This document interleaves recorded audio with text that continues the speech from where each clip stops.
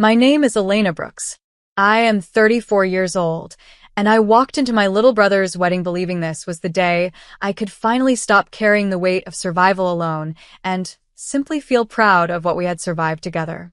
After our mother passed away, he was only 12, and I became everything he needed before I even understood what being strong really meant. I worked double shifts in places that never remembered my name, skipped meals so he could eat, and buried my own dreams so his would not die in the same silence that took our childhood.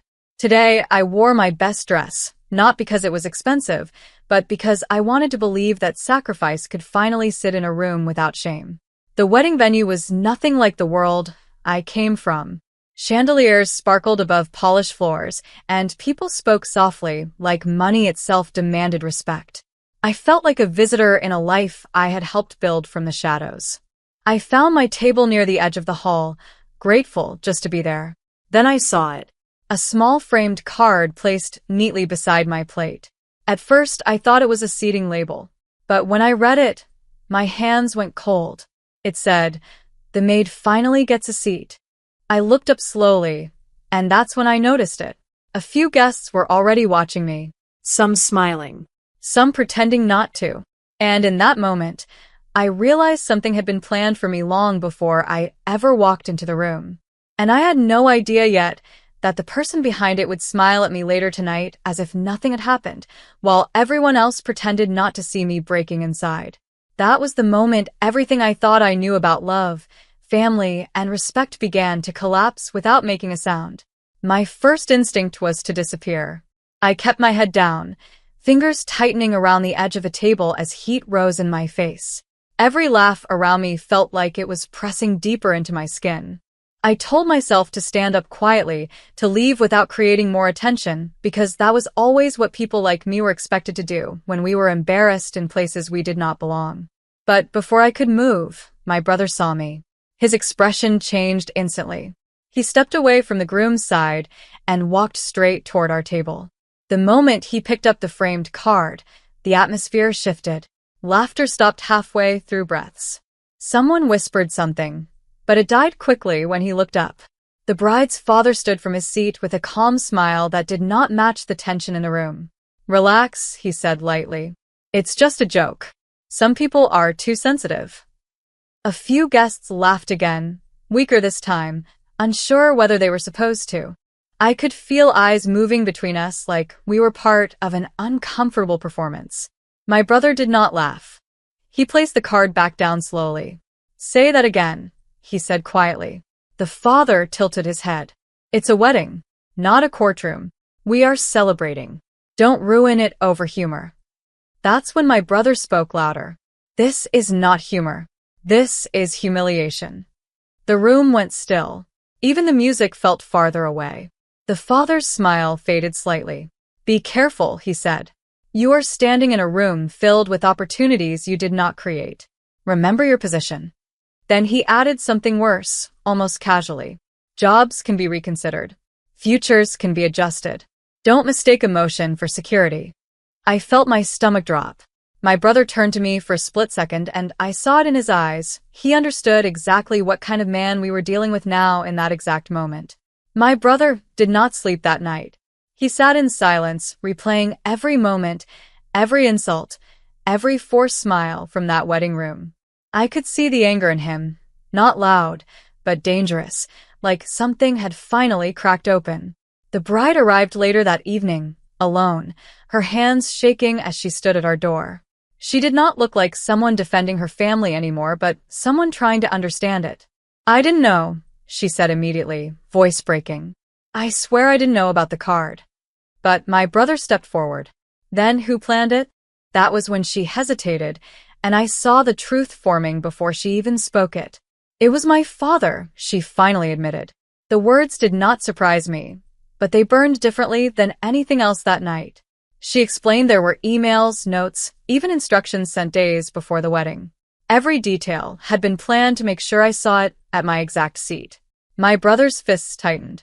"We post everything now," he said. But I placed my hand on his arm and shook my head. "Not yet." Because I understood something he didn't. Revenge spoken too early becomes proof against you. We needed him to believe he still controlled the story. Only then could we show everyone what control really looked like. The bride looked at me quietly. What do we do? I answered. We let him speak again. Just once more. And when he does, I added, he reveals everything himself. My brother finally exhaled, but the fire in his eyes remained. The bride whispered, he thinks he is protecting me. I said, no. He thinks he is controlling everything.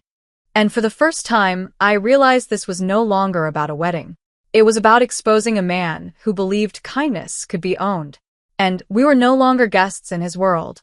We were about to turn his power into his downfall in silence. Together now, my brother, the bride, and I arrived at the Ashford estate on Saturday morning. The gates opened slowly, revealing tall stone walls and a house that looked more like a statement than a home. We walked inside, each step feeling heavier as if the air itself expected silence and obedience. He was already waiting in the sitting room, calm, collected, like nothing from the wedding had ever happened. He didn't stand when we entered. He only gestured toward the chairs as if he owned the entire conversation before it began. He looked at my brother first, then at me. He smiled the same way people smile when they believe they are in control. He said, let's not make this emotional. I assume you came to be reasonable. My brother replied, we came for the truth. The room went quiet. He leaned back and said he could fix everything if we simply let go of the issue. He even offered money to me directly. I refused without raising my voice. He called it practicality, but I called it disrespect. The bride stood up slowly. She looked at him like she was seeing him clearly for the first time. Then she said she was done being controlled. He warned her she would lose everything. She answered she already had everything that mattered. I pressed record on my phone without saying a word. He noticed it instantly, but it was too late to stop what had already been said. My brother stood beside the bride instead of me this time, and in that moment, I understood we were no longer asking for approval. We were documenting truth. The room no longer felt like power. It felt like pressure building toward collapse. He finally asked us to leave. But this time, nothing in us was afraid anymore. We walked out knowing the conversation had already been recorded, and nothing he said could stay hidden again. That was the moment his control stopped working, even though he didn't realize it yet at all anymore. My brother didn't speak when I posted the evidence. He just sat beside me, watching the screen like he was afraid the world would not believe us. But within minutes, everything changed. First it was the place card, then the emails, then the recording from the estate. I did not add anger, only facts, because truth does not need decoration when it is strong enough. At first, the comments were small, people asking if it was real. Then the video spread faster than I could refresh. Within an hour, it was everywhere. People were not just reacting to me, they were reacting to their own memories. Older siblings who raised families, parents who worked double shifts, students who survived because someone sacrificed quietly for them. By evening, messages filled my inbox. Not sympathy, but recognition. This happened to my sister. This happened to my mother. This happened to me. The story was no longer about one wedding. It had become about something bigger that people had been carrying alone for years. My brother received a call that night. The job offer that was taken away was suddenly being reconsidered publicly. But he refused it. He said he didn't want anything built on silence anymore.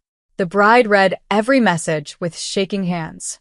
She didn't speak much, but I could see something breaking and rebuilding inside her at the same time. By the next morning, the foundation project that was frozen was reinstated. Donations started coming in from strangers who wrote that they finally felt seen. And for the first time since that wedding, I understood something clearly. We hadn't just exposed cruelty. We had proven that it was never as powerful as it believed itself to be, not once truth stops waiting for permission anymore. That night, I sat alone for a long time, not celebrating, not crying, just understanding that something irreversible had shifted. Not in them, but in me. I no longer feared rooms like that wedding hall. I no longer lowered my voice to make others comfortable. Because once you see how quickly truth can travel when it is finally spoken, you never go back to silence again, not anymore ever. 3 months after everything changed, life did not look like the ending people usually imagine. There was no grand celebration, no perfect justice scene, no dramatic victory parade. Instead, there was quiet. The kind of quiet that feels unfamiliar at first, because your body has spent so long surviving chaos that peace almost feels suspicious. My brother moved into a small apartment with the bride. It was not luxurious. The walls were thin, the furniture mismatched, and the kitchen barely big enough for two people to stand comfortably at the same time. But it was theirs. And for the first time, there was no one monitoring their choices, no one turning love into leverage. The bride's father disappeared from public attention for a while. Some said he was rebuilding his image. Others said he was simply waiting for noise to die down.